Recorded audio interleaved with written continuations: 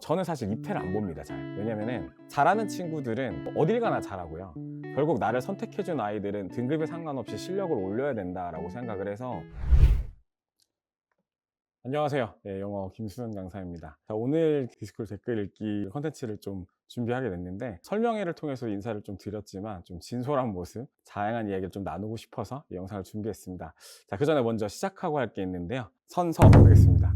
자, 저 김수현은 앞으로 모든 내용에 있어서 사실만을 이야기할 것을 선서합니다. 일단은 이 컨텐츠를 준비하면서 제가 진짜 몇 년 만에 이 디스쿨에 들어가서 제 평도 좀 찾아보고, 또 디스쿨에서 들을 수 없었던 또 다른 이야기들 아이들한테도 좀 물어보고, 어머니들께도 연락을 좀 하고, 또 우리 실장님들께도 여쭤보고 해서 이걸 좀 뭔가 정리하는 시간이 필요하겠다, 그래서 영상을 준비했고요. 일단은 뭐 댓글을 좀 보면서 말씀을 드리겠습니다. 일단은 하나를 좀 읽었을 때 좀 가장 최근 게시물로 검색됐던 거를 보니까 여름방학까지 듣다가 이제 다른 학원으로 옮기게 됐고, 또 이제 최상위권 아이들이 많기 때문에 좀 아이가 위축됐다라는 얘기도 있었고요.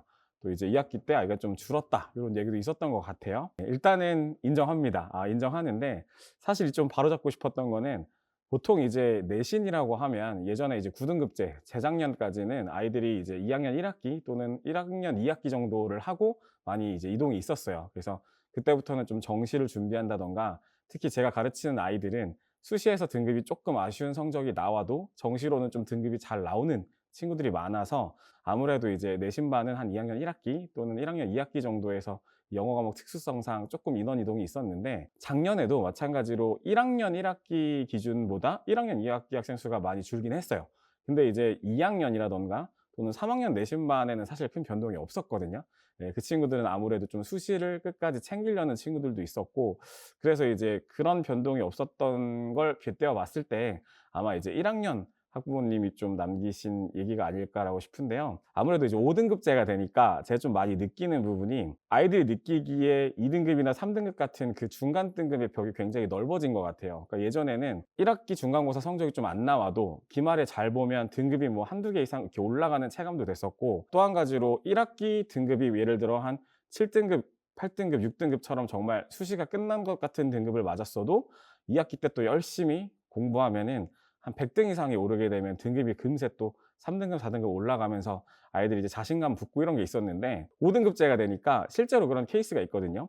1학기 때보다 이제 이동을 하고 나서 2학기 때 점수가 한 20, 30점 이상이 올라서 등수가 100등이 올랐는데 등급은 똑같은 거예요. 그래서 이제 이런 부분들이 좀 뭔가 중위권 또는 성적이 좀 아쉬운 친구들에게 있어서는 좀 변화를 가져오고 싶거나 좀 어떻게 해야 될지 모르겠다, 이런 점이지 않았나라고 처음 생각은 하고요. 최상위권 애들이 좀 많다, 이거는 지금 이제 2학년이랑 3학년 기준으로는 그게 맞는 얘기가 맞는 게, 제가 보통 이제 1등급 퍼센트로 했었을 때 한 14명 정도, 15명 정도, 이 한 11%, 4% 1등급일 때는 거의 이제 한 두세 명, 한두 명을 빼고는 정말 줄 세울 수 있을 정도로 1등급이 많았다가, 작년 이제 5등급제죠. 5등급제로 바뀌면서는 아무래도 한 30명대 이상이 10% 정도로 늘어나다 보니까 꼭 그렇게 최상위권 아이들만 있진 않았거든요. 그래서 다른 학원에도 굉장히 잘하는 친구들이 많이 있는 걸로 저도 알고 있고, 그래서 이제 좀 분포됐던 걸로 알고 있어서 최상위권에만 좀 집중이 돼 있다는, 실적 이런 것 때문에 그런 거면 모를까, 그건 아닌 것 같아요. 그러니까 저는 요거는 좀 아닌 것 같고, 그래서 좀 고민을 한 게, 이런 얘기가 나오는 이유 중에 가장 큰 게 제가 봤을 때는 내신반의 한계라고 생각을 하거든요. 이 내신반이 보통 이제 한 6주 정도가 진행이 돼요. 한 번 시험을 볼 때 레벨 테스트가 없잖아요. 그래서 어떤 수학이나 또 특히 다른 과목에 비해서 영어도 당연히 이제 아이들 실력 격차가 굉장히 크기 때문에, 어떤 아이들은 정말 자료만 받아도 성적이 잘 나오고요.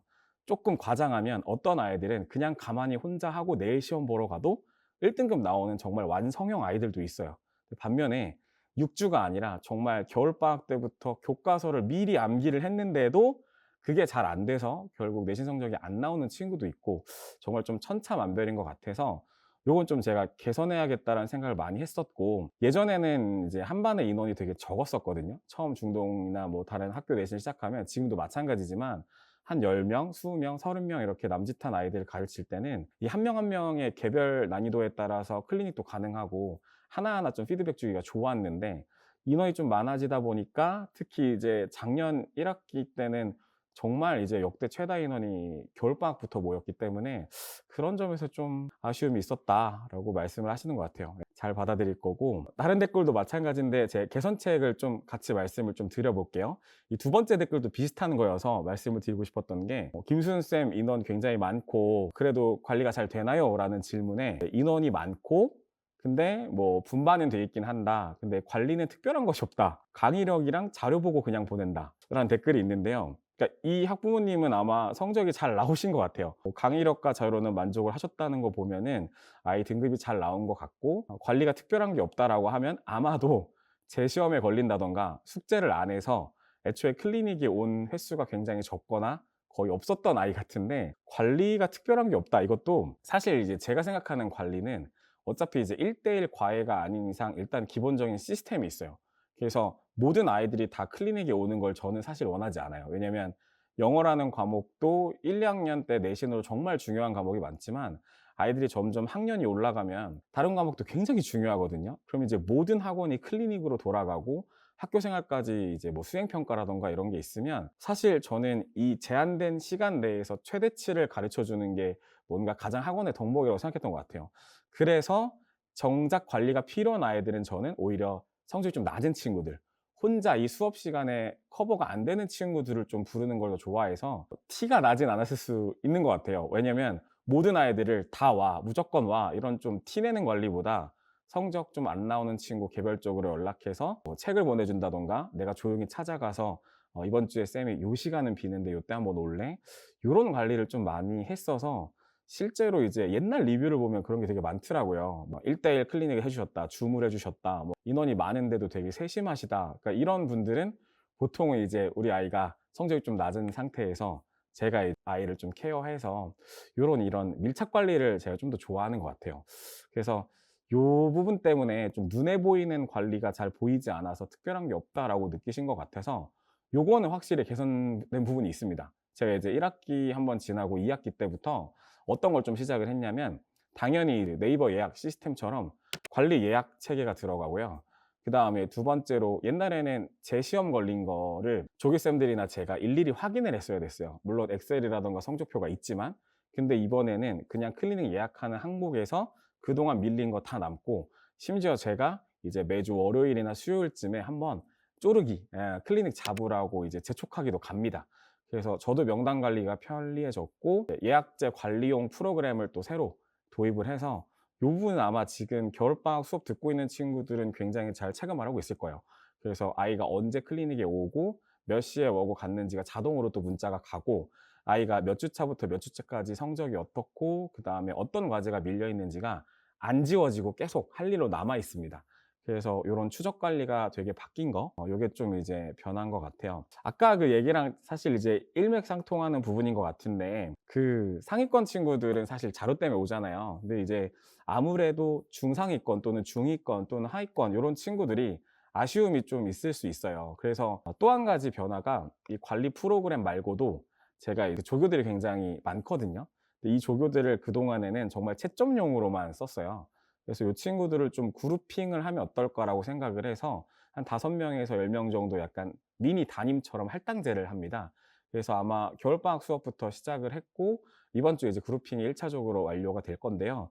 그걸 하고 나면 저만 관리를 하는 게 아니라 일종의 미니 담임쌤이 한 번 더 학습 지도도 해주시고, 요렇게 좀 노력하고 있다. 그래서 개선된 거를 눈에 보이는 관리도 좀 개선하겠다라는 얘기를 드리고 싶어요. 자, 요 댓글은 기억이 나요. 예, 요 댓글은 좀 그 어떤 어머니였는지까지 제가 기억이 나는데, 막 유유 이모티콘도 있는 것 같은데, 쌤이 너무 착해서 푸시가 없다, 이렇게 아픈 말들을 계속 듣게 되는데요. 이게 사실 좋은 말이 아니죠. 왜냐면 착한 거는 뭐 좋은지 나쁜지 모르겠는데 푸시가 없다. 자, 아마 그러면 이 친구도 마찬가지로 둘 중에 하나일 것 같아요. 본인이 어느 정도 숙제나 이런 건 성실도에는 문제가 없는데 성적이 좀 아쉬웠거나, 아니면 반대로 제가 뭘 해와라 해와라 라고 했을 때 끝까지 마이웨이로 안 해오는 친구들, 이런 친구들 진짜 있습니다. 있는데, 제 이제 모토를 보시면 효율성이라는 말 진짜 많이 쓰거든요. 제가 이제 과제를 어떻게 나가냐면, 항상 학원이 제한된 시간 내에 수업을 다 해야 되고 리뷰도 봐야 되고,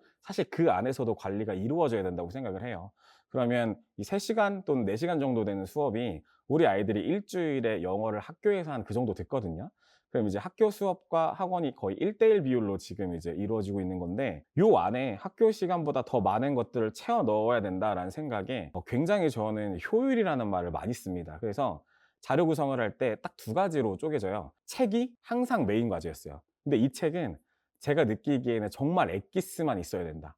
그래서 요 책만 가지고도 점수가 나올 수 있다를 모토로 해서 실전 모의고사 같은 것도 정말 문제 좋은 것만 골라서 제가 직접 다 출제를 해서 정말 엑기스만 모아서 딱 몰아주거든요.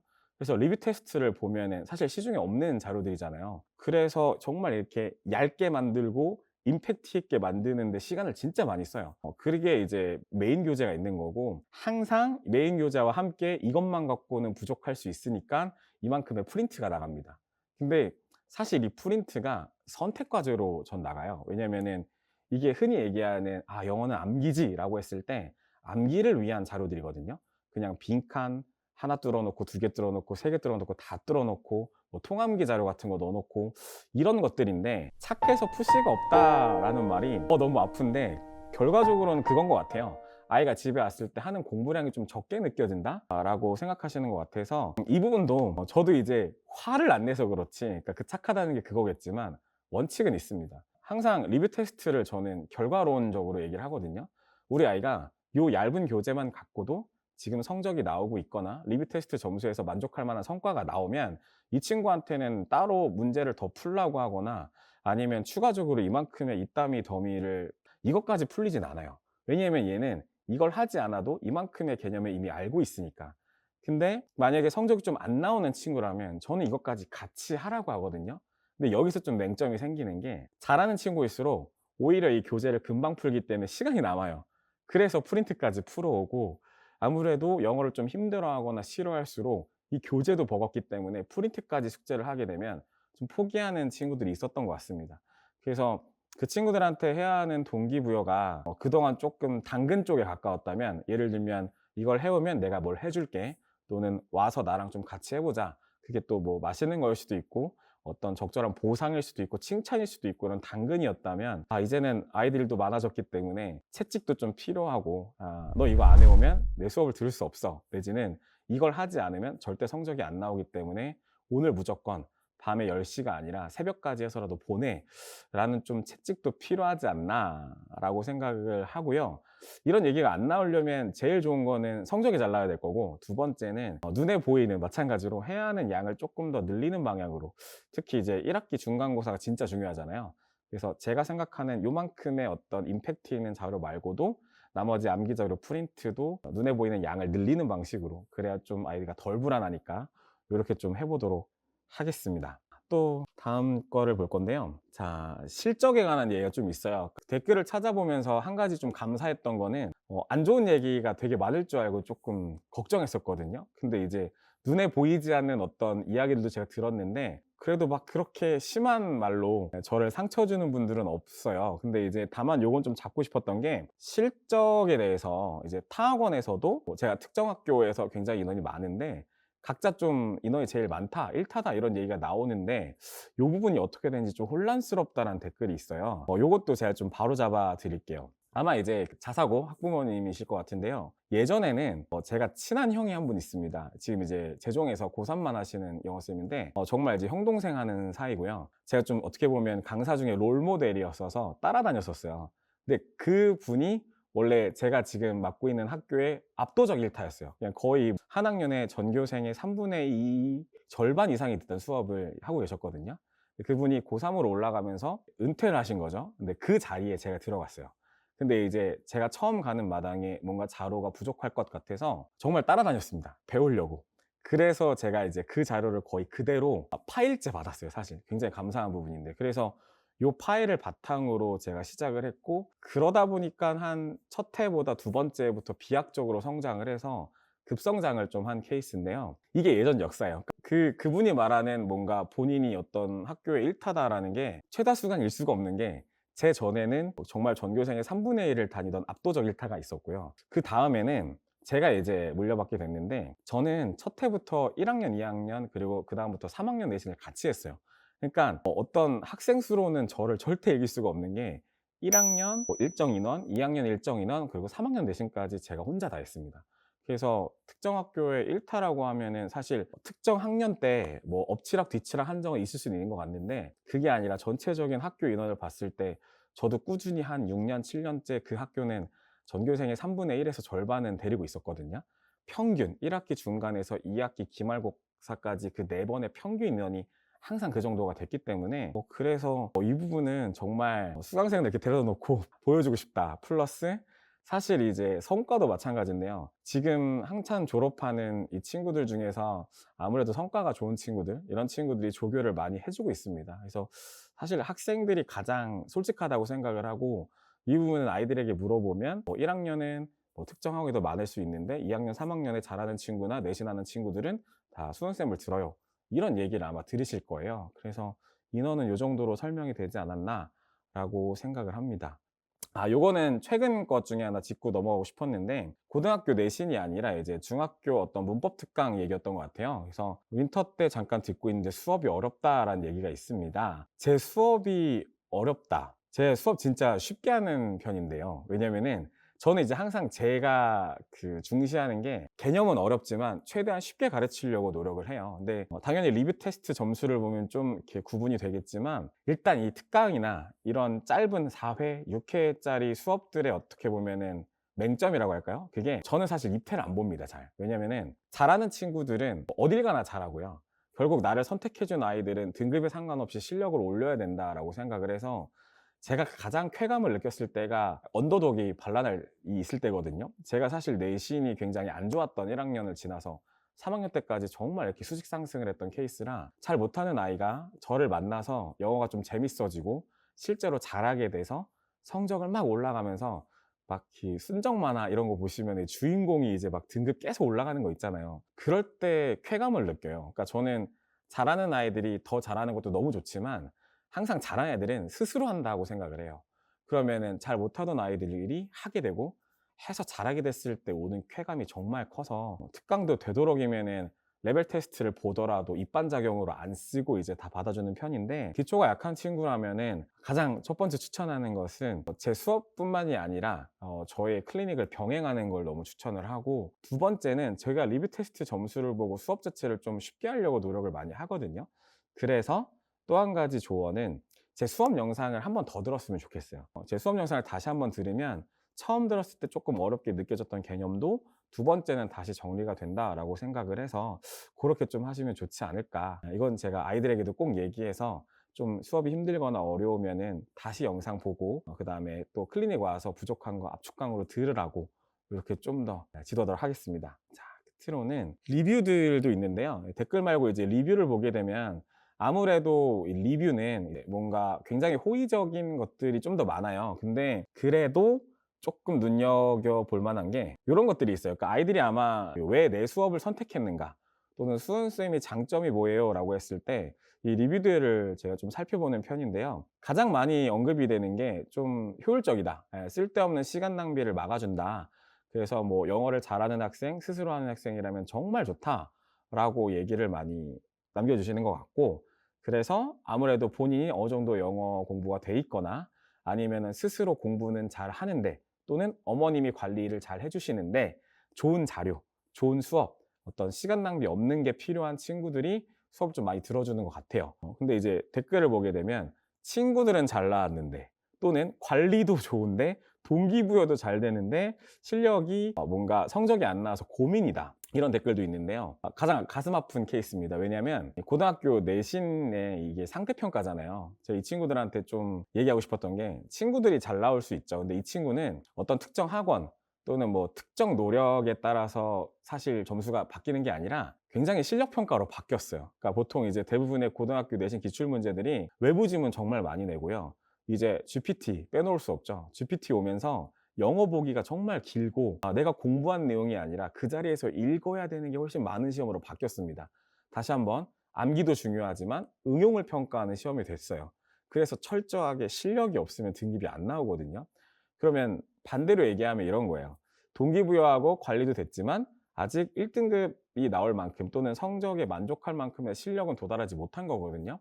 그럼 이런 친구들은 아까 위에 있던 케이스들처럼 당연히 환경을 바꿔보는 방법도 있고요. 두 번째는 제가 이런 친구들을 어떻게 케어해야 될지를 생각했을 때 결국 이 친구들은 인풋이 늘어나야 되거든요. 그래서 영어에 쓰는 시간 자체를 늘려주셔야 돼요. 그게 제 클리닉일 수도 있고, 제가 실제로 이번에 기획하고 있는 것도 원래는 이제 분반을 하려고 했어요. 상반, 하반 이렇게. 근데 하반이라는 것 자체가 너무 좀 그렇잖아요. 네이밍은 다르게 하겠지만 누가 봐도 알 텐데 제가 정말 싫어하는 거거든요. 아이들 차별하는 거. 그래서 입태도 안 보는 마당에 그렇게 해버리면 너무 잘하는 아이와 잘하지 않는 아이가 구분되어지는 것 같아서 고민을 하다가, 이게 결과적으로 인풋을 늘리려면 강제하는 요일이 하나 있어야겠다. 이게 어떻게든 그날에 다 밀어 넣어서 공통으로 듣는 수업이 하나 추가적으로 있어야겠다라고 생각을 해서 숙제하고 시험 보는 날 하루, 수업 듣는 날 하루를 좀 분리해서, 잘하는 친구들은 이제 당일에 와서 수업 듣고 숙제는 알아서 잘해오니까 요렇게 좀 운영을 하고, 좀 시간을 많이 들여야 되는 친구들은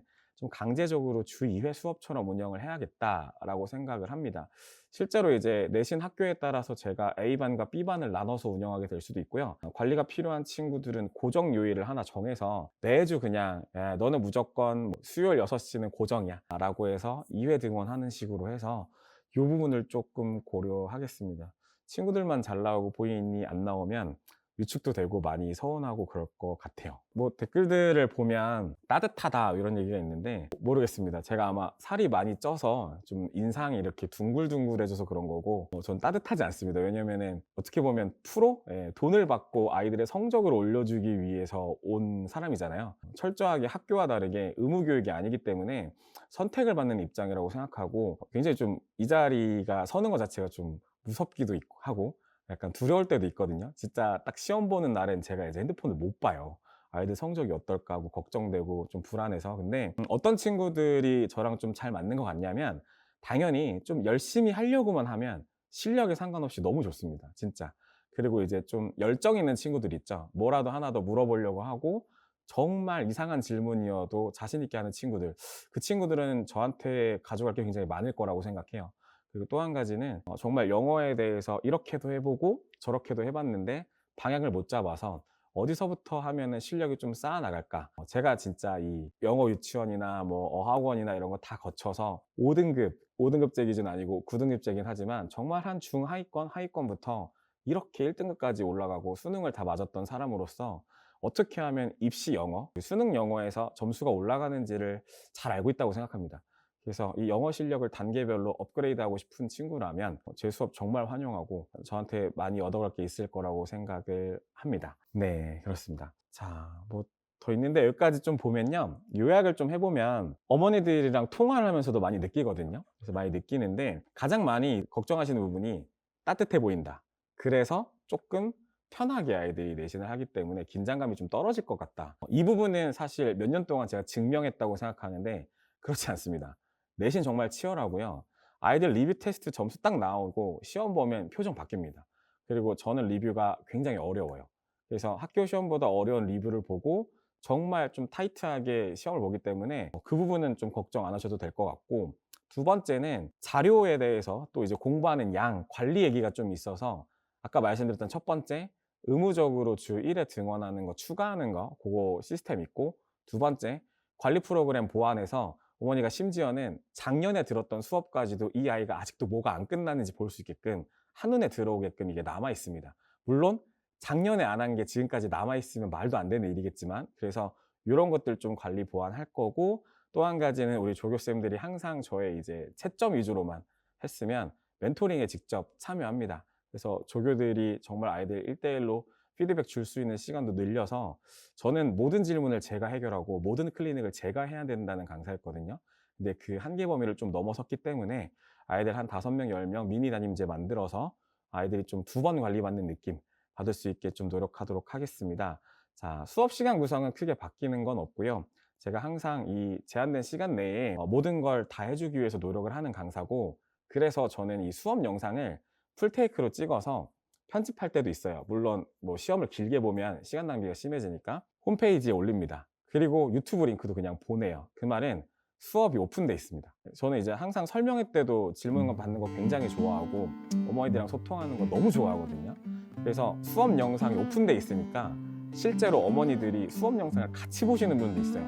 영어를 좀 잘하시는 분들은 저한테 개인적 질문하시기도 하고, 근데 그 자체가 수업에 너무 자신 있어서 내가 잘났어 이게 아니라 어떠한 비판도 겸허하게 받겠다는 제 다짐이거든요. 그래서 수업에서의 어떤 문제가 있거나 뭐 자료에서 어떤 하나 오타가 있거나 아니면 뭐 성적이 안 나와서 속상하거나 우리 아이랑 좀 상담이 필요하시면 저 항상 열려있는 강사이기 때문에 소통 많이 해서, 우리의 목표는 딱 하나, 아이 성적 올라서 대학교 가고 입시에서 웃어서 다시 김수는 조교하는 거, 요거거든요. 그렇게 좀 할 수 있게 열심히 좀 하도록 하겠습니다. 관리 부분, 자료 부분, 수업 부분 다 잘 보완해서 또 이런 시간 또 해서 어머니들이랑 그때는 같이 앉아서 대화하는 시간이 있었으면 좋겠습니다. 김승강이었습니다. 올해도 화이팅 하겠습니다. 감사합니다.